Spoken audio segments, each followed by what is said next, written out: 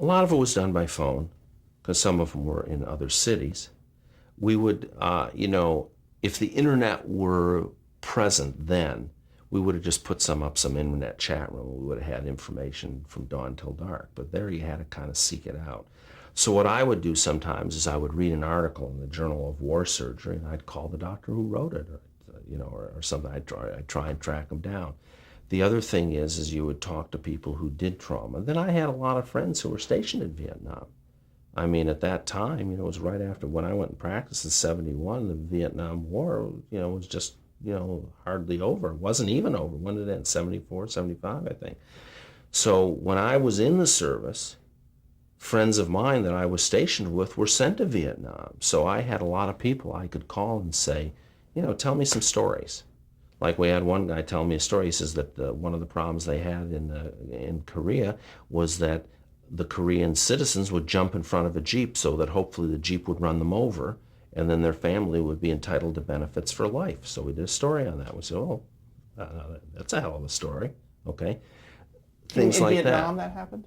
It was in Korea, actually. In Korea? Mm-hmm. The other thing is you would do stories. They would tell us stories about how the unit would adopt a kid, to take care of, or a family, or that the guys who worked in the units would go into the communities and help people out. Anything of that sort. So most of it was done by phone.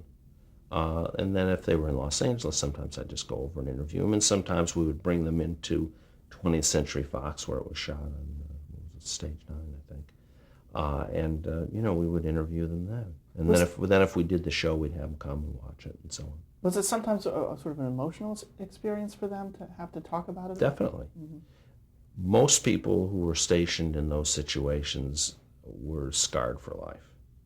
There's nobody that said, boy, it was just great in Vietnam. It's just it's a part of their life most of them don't want to remember and don't want to talk about. They got great training, great experience, made them better doctors. Because the one thing the difference between the great doctors and the average doctors is the ability to scramble, the ability to have to figure something out that hasn't happened before or is unusual. In other words, I do about 150 rhinoplasties a year.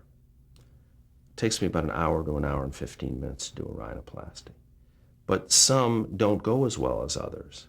Sometimes the bone doesn't break just right, or something doesn't happen just right. The mark of the really good rhinoplastic surgeon is the bone doesn't break right, but he knows how to get it either right or do something so that it's not going to be visible afterwards. Okay?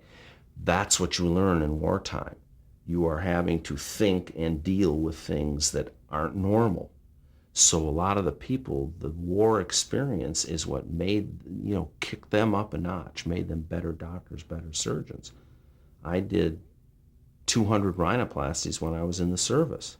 So when I went into practice, I had done 300 rhinoplasties. Most people had done 10. So that was the thing. The service and the war made you a better doctor, but a lot of what you went through, you were away from your family. You were constantly in danger. I mean, you never knew if you were going to walk out of a tent and someone was going to go, oh, Red Cross, bop. One of my friends was sent to what they call MILFAB teams in Vietnam, where your job was to take care of the Viet Cong and the villagers. So, I mean, it was scary. So most people did not love going back there and recounting it. I mean, some people do, it's like the extreme athletes. Yeah.